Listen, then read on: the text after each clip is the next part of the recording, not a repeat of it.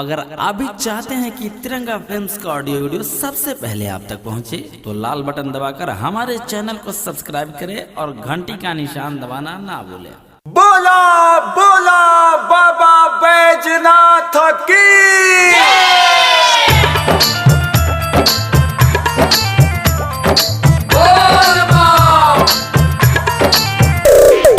DJ Amit Tiwari अपहर।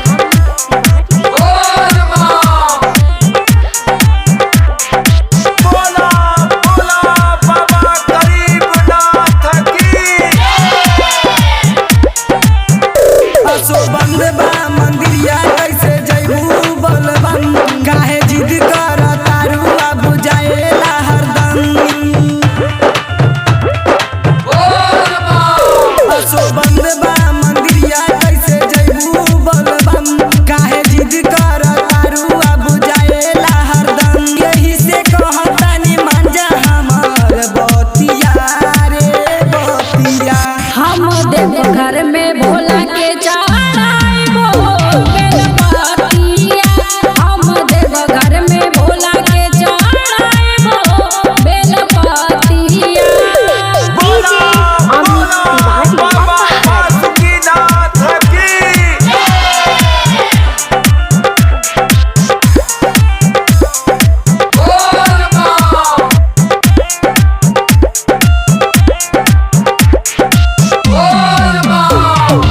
बोला बोला शंकर भगवान की।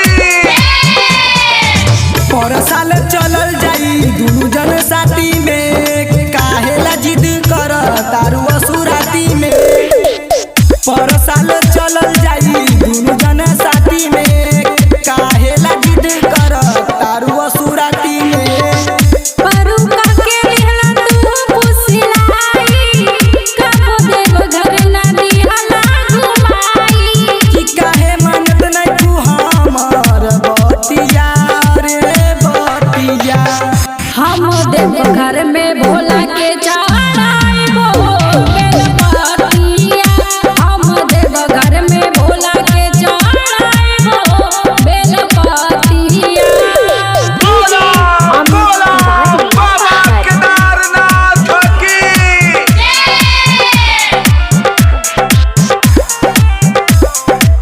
म्यूजिक बाय तिरंगा फिल्म्स चकिया। बोला बोला बाबा अमरनाथ की। कहत लादी बोल गेरुआ रंग साड़ी, हरही में कलसू बाबा के सोम